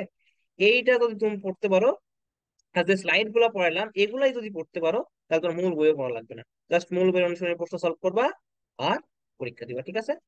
এই হচ্ছে আপাতত তোমাদের আজকের ক্লাস ছিল। এই জিনিসটা তোমাদের স্লাইড দিব। আর বললাম যেটা হচ্ছে তোমার তরঙ্গ দৈর্ঘ্যের বিষয়গুলা, এই যে এইগুলা রশ্মির বিষয়গুলো যেগুলো ছিল, এই যে এইগুলা তোমাদের আমি যদি একটু দেখাই, ড্র করি। এই যে এই জিনিসগুলা তোমরা, এগুলা কিন্তু তোমাদের পড়তে হবে, ঠিক আছে? এগুলা কিন্তু তোমাদের পড়তে হবে, এগুলা কিন্তু তোমাদের পড়তে হবে। এই যে এগুলো এগুলো তোমার হচ্ছে তরঙ্গ দৈর্ঘ্য বা রশ্মি বিষয়গুলো যেগুলো ছিল এগুলো মুখস্থ করা। বা তোমার হচ্ছে কি, কোনটা প্রতিভাব রশ্মি কোথায়, বা আল্ট্রাভায়োলেট রে ব্যবহৃত হয় কোথায়, আল্ট্রা শনাক্তকরণ, এগুলো আমার পড়ানো না, এগুলো তোমাদের জাস্ট মুখস্থ করতে হবে। এটা আমি দিয়ে দিব, এটা জাস্ট পড়বা, ঠিক আছে? এটা যেন কোনো ব্যতিক্রম না হয়, ঠিক আছে? আচ্ছা, আমি এখানে তোমাদের পিডিএফ না, তোমাদের পিক আকারে দিয়ে দিবো। তোমরা এটা পড়বা, স্লাইড যেটা পড়লাম পড়বা, নেটওয়ার্কের প্রশ্ন সলভ করবা, তাহলে হয়ে যাবে। তাহলে আমি কি বললাম? দেখো, স্লাইড প্লাস নেটওয়ার্ক প্লাস এই যে এখানকার আমি পিক দিয়ে দিব, ঠিক আছে? প্লাস এখানকার কি পিকচার যেগুলো দিব, পিকচার গুলো করবা, তাহলে ইনশাল্লাহ হয়ে যাবে। আর আগামীকাল এই সময় তোমাদের ইয়া থাকবে আর কি, পরীক্ষা থাকবে। আশা করি যদি এইভাবে স্লাইড পড়ো, নেটওয়ার্ক বই পড়ো, পিকচার করো, আর এট লাস্ট কি অনুশীলনী সলভ করবা। অনুশীলনী যেন সলভ করা দেখি আমি, অনুশীলনী সলভ করতে হবে, ঠিক আছে? এই অধ্যায়ের হাজারি স্যারের বইয়ের, দাঁড়াও, হাজারি হাজারি স্যারের বইয়ের এইগুলো যদি করো, এইভাবে যদি প্রত্যেকটা অধ্যায় পড়ো, তোমার চান্স কেউ আটকাতে পারবে না। আর আমি স্লাইডের পিডিএফ গুলা সব ইনশাল্লাহ দিয়ে দিব। যতক্ষণ তোমরা সবাই ভালো থাকো, সুস্থ থাকো। আর আবার আগে আমি ক্লাসে ইনশাল্লাহ দেখা হবে। আর যারা কোর্সে ভর্তি হয়নি তারা দ্রুত ভর্তি হয়ে যাও, কারণ আমি যেভাবে পড়াচ্ছি এরপরে বায়োলজিও আমরা এবার স্লাইড শিট পিডিএফ গুলো সব দিয়ে দিব। তুমি পিডিএফ বলো বা পিক বলো, দিয়ে দিব। ওই স্লাইডের পিক করলে মেইন বই অনেক সময় দেখবে যে না পড়লেও চলবে, এক্সট্রা তথ্যগুলো দিব। এইভাবে তোমরা যদি ম্যাথ টাইপ ভিত্তিক করো, আমি যেভাবে কেমিস্ট্রি বায়োলজি পড়াচ্ছি করো, এবং আমি যদি ইংলিশ ক্লাস করাবো সেই ইংলিশ ক্লাস যদি তোমরা করো, সেখানে আমি তোমাকে বলতে পারি 90% টাইপ তোমার কমন পাবে পরীক্ষাতে, এক সিনোনিম অ্যান্টোনিম ট্রান্সলেশন এগুলো বাদ দিয়ে, ইনশাল্লাহ, ঠিক আছে? তো তোমরা দ্রুতই কোর্সে ভর্তি হয়ে যাও। আর যাদের একদম এই একটু আর্থিক সমস্যা আছে, তুমি আমার কাছে নক দিতে পারো, আমি একটু কমে রাখার ব্যবস্থা করবো। প্রকৃতপক্ষে এটা অনেক পরিশ্রম আছে, সেই অনুযায়ী তোমাদের আহ, যে কোর্স হয়েছে সেটা কিছুই না। তারপরে কারো সমস্যা থাকলে আমি একটু কমানোর ব্যবস্থা করবো, আমাকে ইনবক্স করতে পারো, ঠিক আছে? তো ইনশাল্লাহ আবার পরবর্তী ক্লাসে দেখা হবে। আসসালামু আলাইকুম।